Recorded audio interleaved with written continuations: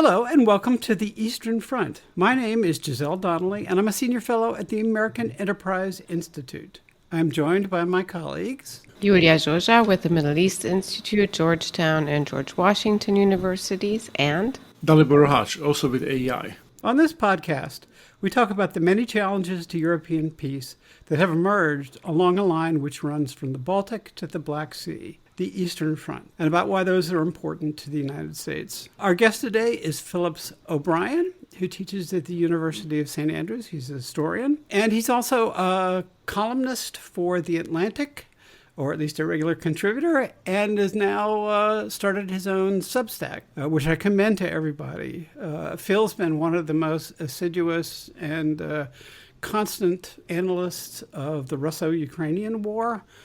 So I've been trying to get him on the podcast now for some time and finally succeeded. Phil, today we're going to talk about the Ukrainian counteroffensive a little bit and then broaden out the conversation. You have written Counseling Patience on that, but you're also, I think, have hopeful expectations of what this campaign may produce. Why don't you bring us up to speed on what your current thinking is and help our audience understand how they should think about the counteroffensive that they've been hearing about for about 25 years now. Sure. I mean, it's fascinating to see the immediate assumptions that somehow the Ukrainians would slice through Russian lines like butter and drive to the Black Sea coast or something like that.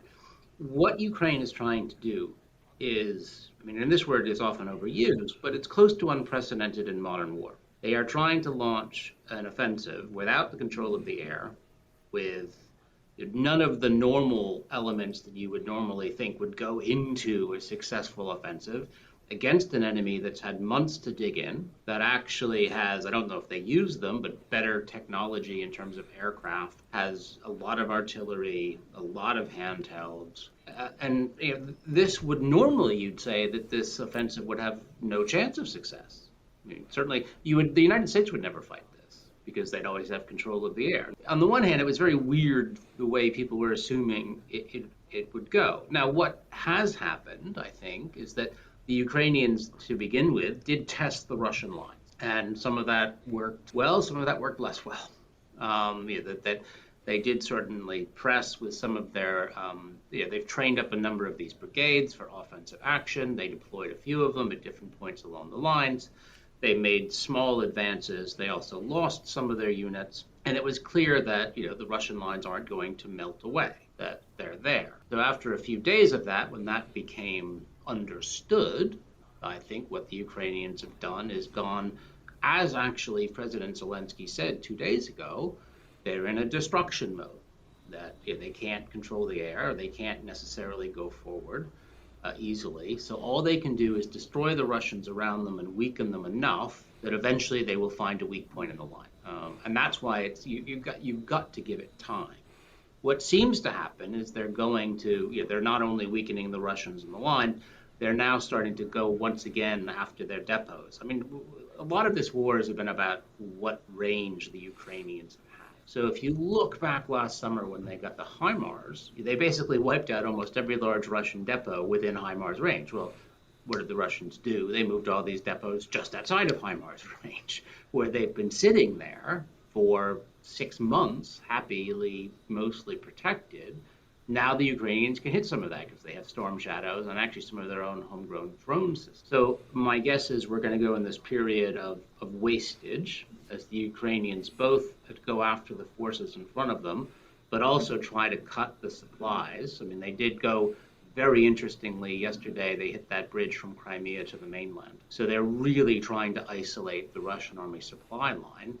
And that's the way they will try to eventually go forward, is simply weaken the Russians so much that the Russian army, which is, I think we can all say, an imperfect beast. This is not what you'd say a high motivation, excellent command and control force. It's got a lot of weapons, but it's also got serious deficiencies that they can weaken it enough that they will have a chance to go forward. I think on the whole, they've shown that adaptability during the war. They did last sort of summer, fall with what they did with Kherson, Kharkiv, and then back to Kherson. That whole campaign last summer fall took 3 months. From when they started pressing at Kherson to when the Russians pulled out of Kherson, with Kharkiv in the middle, took 3 months. So I don't know why after 2 weeks people were going, oh my gosh, they haven't won the war. Well, just if I could exercise the moderator's prerogative, your last point, I think, is especially well taken. People sort of turned last year into the sort of blitzkrieg beast, which it really wasn't. I don't know exactly what the Ukrainian High Command, Supreme Command decision-making process was, but yeah, no, they announced that they were going to go for Kherson. They got, again, a little bit of progress, but were essentially blunted. And then then they pivoted to the north, to Kharkiv, had huge success, and then did return to Kherson, which was sort of the capper in many ways, at least sort of in the political and propaganda dimensions of the war, was a huge, it felt more like, and was presented as a moment of liberation, even in a way that the retaking of land in the north was not. So, if anything, they're staying true to form. And yeah, it is, we who have a hard time seeing them correctly, whether you're, sort of a Russia stooge or a Ukrainian enthusiast, shall we say, the gap between the battlefield reality and the way we think about it has never been, that narrow. No, and you're exactly right, Giselle. The bringing up of Kharkiv is a fascinating one. Kharkiv is the most deceptive battle in the sense that there just weren't any Russian troops there. Remember, the line last year was twice as long as it is now. Because, if you take out the Dnipro parts, which really limit what Ukraine can do, the Russians had to defend a whole landline in Kherson. Then they had this very long landline that went up almost to the city of Kharkiv. They simply didn't staff it well. And when the Ukrainians hit Kharkiv, they hit mostly an empty bag. So the Russians had one line, they had no multiple lines of defense. And once the Ukrainians got through, there was nothing to stop them. And I think that gave people a very false idea of how fast-moving this war was going to be. That was just simply luck. Not want to say luck. The Ukrainians actually seemed to. I've heard sort of some conflicting narratives. One of them was they just adjusted on the fly. They attacked in Kherson. It was really hard to go forward. They said, okay, we're not going to batter our heads against the wall. We'll cut the bridges and starve them out this way and try and do something else. And they found Kharkiv was really poorly defended and hit Kharkiv. But I wouldn't take Kharkiv that as any indication of what this war is. They'll never be so fortuitous again, so lucky to find a place with so few defenders. That's not going to happen. So they're going to have to create their own Kharkiv, and that will be by whittling the Russians down. But that's entirely right. Get that out of your head. Think more what happened in Kherson last summer. And we also know that Kherson was pretty bloody, right? And a lot of speculation is around that. But I want to go one more minute into this wrong perception that you're talking about. And you do that in writing. I was just reading you a bit earlier, too, to point out on your excellent Substack, to point out that how short our memory is compared to last year. And of course, we can't expect people to be, World War II military experts. But then, why not? It seems so reasonable. so much of our audience is, right? By now, they've been forced to become that. But why is it then that we have that it's you and others who must be out there combating something that is now across mainstream Western media? The counteroffensive is failing. I understand that to some extent this is Russian disinformation, but it cannot be all. So is it that we have gotten used to being so fickle? Is it the same scenario of we never thought the Ukrainians would be able to take anything? how do you explain our kind of mass misperception and misunderstanding so early in the counteroffensive when it's now common knowledge that the counteroffensive couldn't have started much earlier? Zelensky has explained that too, and that it can only last until the mud season.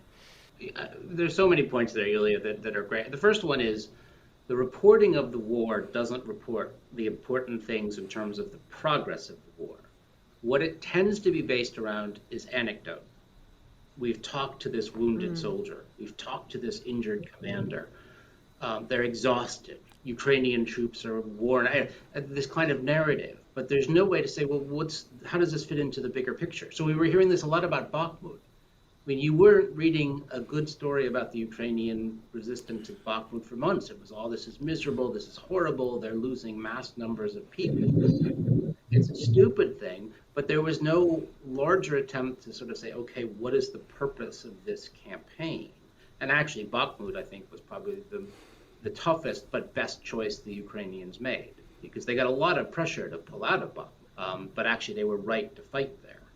Because that has severely limited the amount of extra forces the Russians now have available. If the Russians had another 50, 60,000 soldiers, it would be very hard this summer to make any kind of real progress, I would say. So that was a huge thing.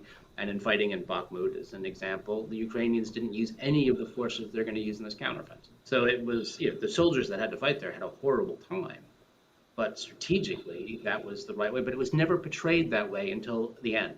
It only was portrayed that way when actually, people said, the U.S. intelligence says the Russians have lost 100,000 soldiers in 6 months and half of them in Bakhmut. And people are like, oh, okay, now that sort of makes sense. Now, what has been the reporting on the counteroffensive? Well, the reporting has been based on about 5 pictures of the same groups of tanks. 2 leopards were destroyed. Oh, my God. 2 leopards were destroyed. A number of APCs. The advances on the line of the map weren't huge. I think the largest penetration looks to be about 5 miles, though actually from what we know, there might be farther than that Ukrainians just aren't reporting it. But it tends not to be what really matters in war. I mean, I have a very boring functional view of war. War is about the destruction and regeneration of force. I don't care about a village. I really couldn't care about a village. This village, or they've taken this village. Who cares? What matters is what is it doing to the future course of the power of the 2 armies, and in what direction is it going? But that's not easy to report. No one has actually written to what I think is the most important story of this war. Tell me what Russia manufacturing is now. Try and tell me how many tanks can they make, how many APCs can they make, what is their artillery stocks, what is their drone production. All of that would be a far more important story about how this war will develop than the intense fighting for the village of this or the village of that. I think there's something about human psychology that sort of shapes these narratives, that we were waiting for the offensive, then finally the offensive got underway, and so there's this thirst for a story that will be satisfying and that it will sort of unfold like in a movie, and I think that's where the sort of political leadership comes into play, and people who have to explain and shape expectations so that then 2 weeks in people don't turn away, lose interest, or become disappointed. If I can ask you a question related to something you said at the very beginning about the Ukrainian counteroffensive, namely the lack of Ukrainian air power. So if you could just speculate a little bit on how much of a constraint that has been for Ukrainian progress in this counteroffensive, and how different would things look on the ground if we had our F-16 conversation 9 months earlier than we've actually had it. Again, that's the ultimately frustrating thing. The F-16s are going to come. They're going to come far too late. So they'll be flying the F-16s Christmas, New Year's, sometime around then, but they won't be flying them this summer. What the lack of air power in this means 2 things. Well, normally air power provides protection to your forces as they go forward, because you could do combat patrol. You can patrol the area in front. Now drones can do that a little bit, but they're not as effective as sort of constant fixed-wing aircraft patrolling over. But it also means that if the Ukrainians had air supremacy, the Russians wouldn't be having these Ka-52s popping up all the time, which actually is one of their most effective systems. They wouldn't be able to have their artillery quite as much. That's a helicopter. Just for our less technical audience, that's a big ass helicopter. It's an attack helicopter, and it's one. Now, the Russians are losing a lot of them, if the Ukrainian claims are right, but they've also been very effective of going forward. I mean, this got me a little bit in trouble at the start of the war when I wrote one of my Atlantic columns where people said, I said the tank was obsolete. And I said, no, I didn't say the tank was obsolete. The tank is just really vulnerable. It's a very vulnerable system. It might look fast on World of Tanks, but it's by the things on the battlefield today, the tank is slow. It's slow and easy to hit. The people have a false idea. There has not been a single armored breakthrough in this war. And the reason is, I would argue, is there's no air supremacy to provide that kind of. The Russians weren't able to do it when they had all their aircraft. The Ukrainians are flying such bad aircraft. I mean, they're trying very hard with these refurbished MiG-29s, but the MiG-29 is a pretty pedestrian aircraft to base your air power. So if they had air supremacy, this would be a very different offensive. But they don't have it, and they're not going to have it. So it's not going to be there this summer. So I think we have to look for a very different campaign based on the fact of weakening the Russians so much that the Russian resistance provides. So with for the sake of managing expectations, you've done an amazing job so far, but managing expectations looking into the next few weeks and months, with what the Ukrainians have and of course don't have, are you expecting significant territorial gains, liberations, or not? What do you think is possible for them to achieve this summer? I do expect a significant advance at some point somewhere. I'm not entirely sure where it's going to be. At some point, the Russians are going to actually have trouble manning this long line because Russian losses have been so high, and they were so high in places like Bakhmut, and the line is still long. It's not as long as it was, but it's still a long line. The Ukrainians should eventually find a weak point. My guess is that's what they're looking for now, because what have we not seen? We've not seen about 80 to 85% of the forces built up for this event. From everything I've heard from people who are more in the know in Ukraine than myself, maybe 15 to 20% of these brigades have appeared actually on the line. So the vast majority of Ukrainian strength is being held back, because I think they've realized if they send it forward against a really well-held line, it doesn't matter how good it is, it's not going to break through. So will something happen in the next 2 weeks? No. Will it happen by the end of July? That would be, I think, my guess. Second half of July, they should be able to find somewhere to make some kind of advances, particularly if they do what they seem to be doing now, which is refocusing back on logistics, to really start starving the Russians of equipment and supplies and to do that. But people just have to relax for a few weeks. I mean, the good thing is that what happens in public opinion in the short term doesn't matter.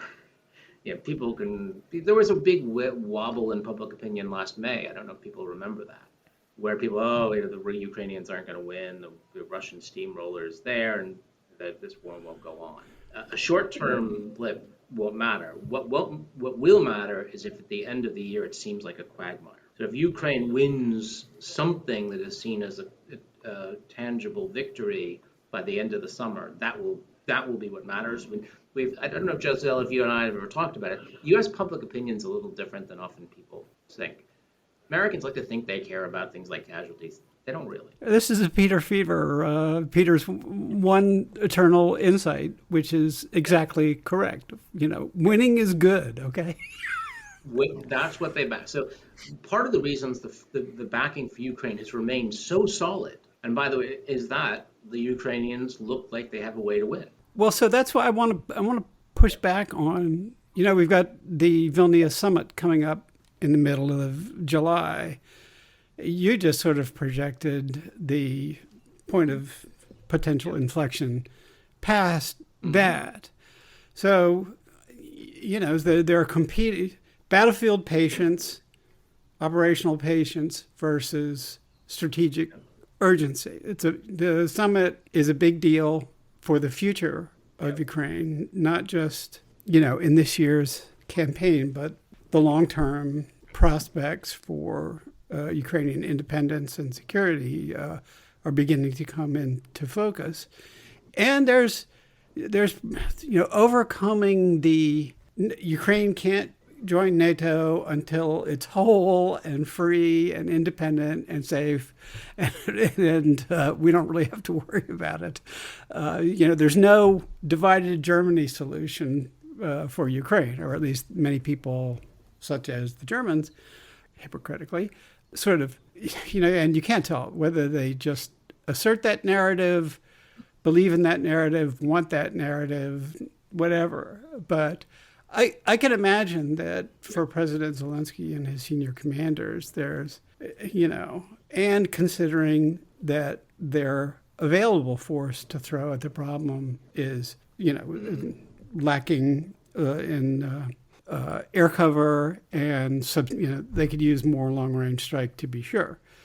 So, that is a very devilish proposition for Zelensky and his immediate circle. And the big thing, as you say, Giselle, is actually probably more American opinion. We talk about Vilnius, but what is interesting is that I don't know. It'd be interesting to hear from you all how the European debate is being transmitted to the United States, because the European discussion of this is not, I think, what Americans would have expected before.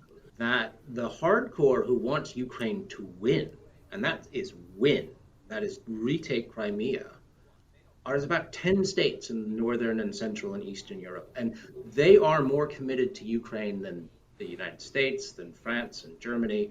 This is the Finns, the Swedes, the Norwegians, the Danes, the Baltics, the Poles, the Czechs, the Romanians, who, by the way, are gearing up for a long-term aid to Ukraine.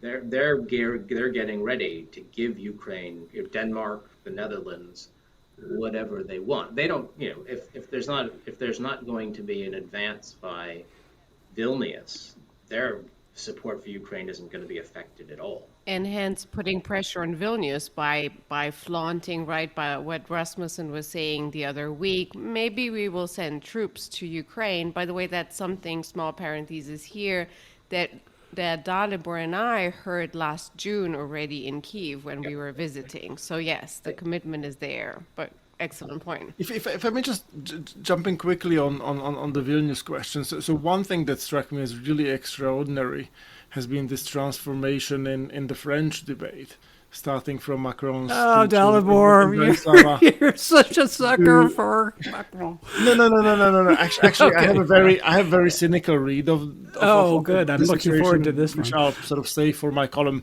But there was also a report by Le Monde 2-3 days ago on how there has been a very detailed discussion at the Elysee about what would a sort of path towards Ukraine's membership in NATO look like. And so what's your read on this, what seems superficially as President Macron's sudden change of heart on the subject? I have a sort of cynical story to tell about that, but I wonder what your take is. I'm not an expert on French politics or what Macron is thinking. It does seem to me that there's been a tension in French policy throughout the war, and it maybe is going in one way. Now, what is the tension? The tension is between France being a power and France being a leader of Europe. And those have actually clashed. Because what the French realize, when Macron goes to China, we'll set a deal, we'll have Paris and Beijing and Washington sit down.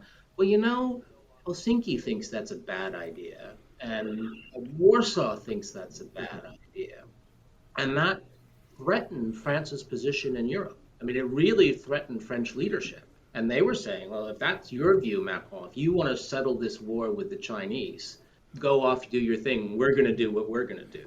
And I think the French were in real danger of losing influence as a European player at that point. And what we've seen is a pivot more towards the position of the Nordics and the Central Europeans, who are driving a lot. And by the way, they're the ones who've driven American policy. Why do you think they're both Abrams and F-16s, Abrams there and F-16s on the way? It's basically because a lot of these states said, we're giving them. You order us not to, or we're going to give them. So I think that was the tension. That ultimately the French did make probably the wise choice, which is it's better to try and be a leader of Europe than the leader of an irrelevant medium-sized power. France's only real authority is as a leader in Europe. So I think it's been pivoting towards the European consensus. Right now, most European states would have Ukraine in NATO as soon as, if you did, not most, but certainly European NATO states. I would say, again, there's now, 14 or 15 who have endorsed the idea of Ukraine in NATO.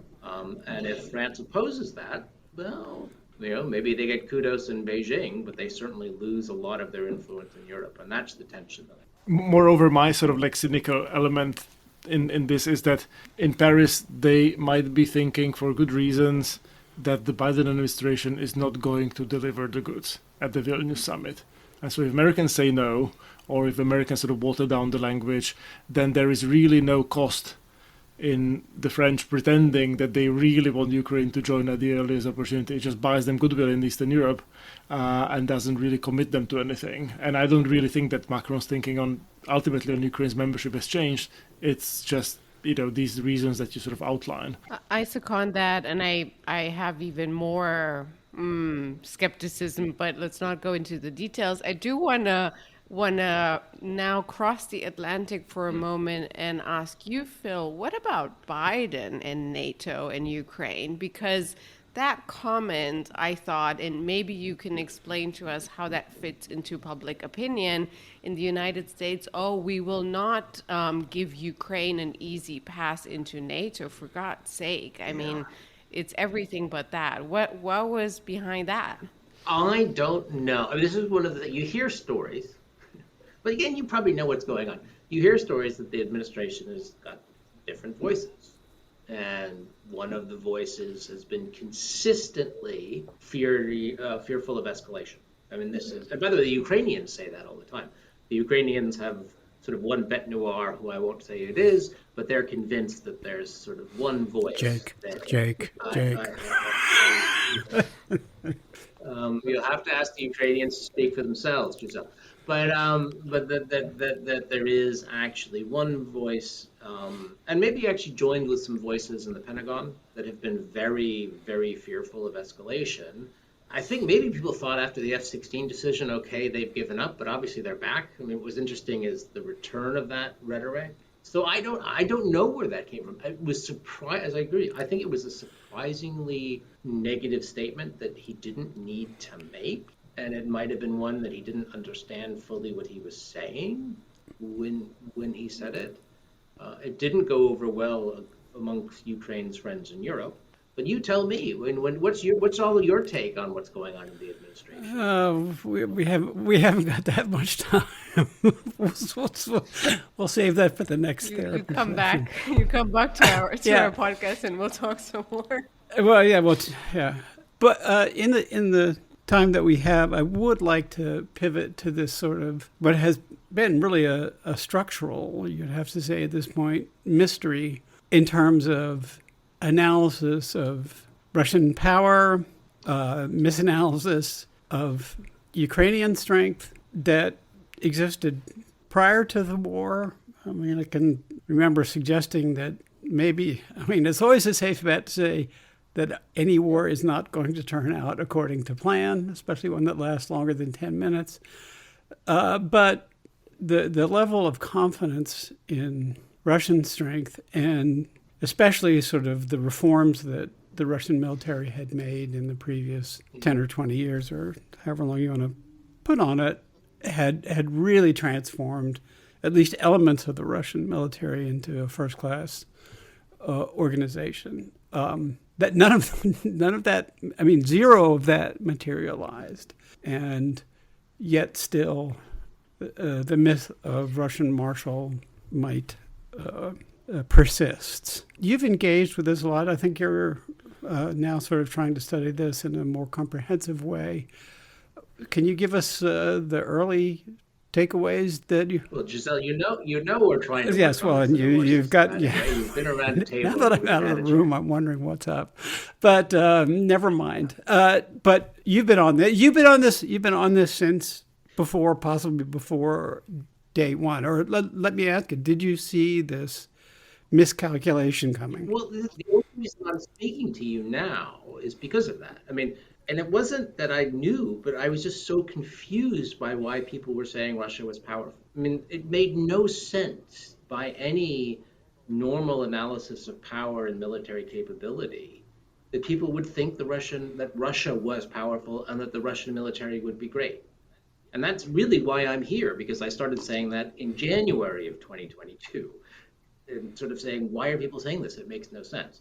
I think there's a few fundamental questions we need to ask ourselves. One is we have to have a fundamental rethink of power. In other words, we had what I would call a weapons-centric analysis of power. And it was very hard power, but it was based on numbers of weapons. Or what an individual, this tank is a really good tank, this aircraft is a really good aircraft. And that the weapons are what made the power. But in neither case do they look at the fundamentals of the system that created the weapons. And really, if you're looking at powers, great power, true great powers, in fact, in many ways, I think we need to throw the great power phrase out. Great power is a stupid phrase because there are only a very few great powers. I'd call them full spectrum powers. Russia was never a great power. It couldn't be. It has the economy the size of Spain. I mean, and Spain's a lovely country. But, if you gave Spain a lot of tanks, you would not say this is a great power. Hey, if it were the 16th century, you wouldn't mess with them, right? But then they would have had the largest GDP in Europe. And you would have dealt with, by the way, some of the best marine technology. They would have actually been an economic technological leader.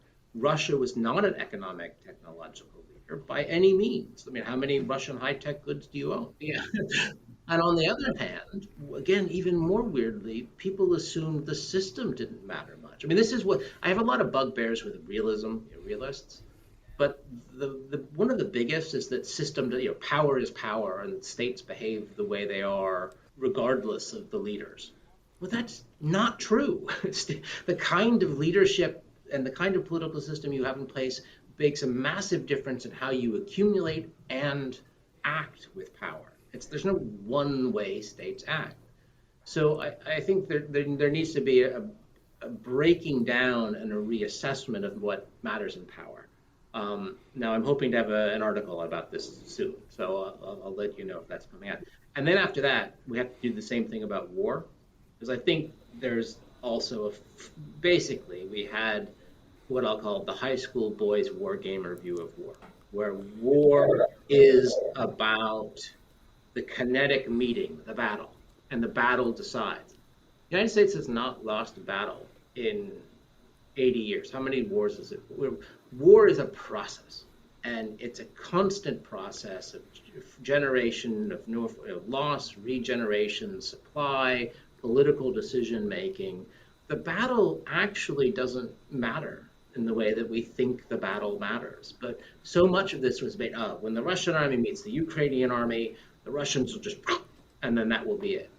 Well, when has that ever happened? So I think, I know this sounds sort of like probably pretty big, but we have fundamental flaws in how we looked at power and war. And we have to be willing to go through both of those questions. And that's partly the project that I'm working on, as you know. So. Well, we'll let you get back to work. It was great to finally snag you for this. Don't think that this lets you off the hook. That you can go about a summer vacation. Or well, the last time I saw you was actually on a plane. You were I was going to the very back row, and you were sitting comfortably in some sort of spacious seat. That's what I was in premium economy. It was not. This was not first. There's nothing oxymoronic about premium economy. Let me say in final departure one word about Russian technology and also Czech technology. If you're looking for an old World War tube for your old World War II style tube amp, there's only two places you can get them, and now that Russian factories are sanctioned, There's only one factory in the Czech Republic that still produces old vacuum tubes of reliable durability. So if you have an amp or a Spitfire or something along those lines, we need to keep these factories humming one way or another. Okay, on that rather random note, we'll sign off. Phillips O'Brien, thank you so much for joining us on the Eastern Front. Our podcast is dedicated to the security challenges which have arisen along a line from the Baltic to the Black Sea. You can find more episodes and additional content on our website at aei.org or on Apple Podcasts, Spotify, or wherever in this universe you get your podcasts. Please do be in touch with us on Twitter using the hashtag EasternFrontPod, written as one word. If you enjoyed this episode, please consider subscribing, rating, and reviewing us. So for me, Giselle Donnelly, and Julia Joja and Dalibor Hutch. goodbye for now, and we'll see you next time.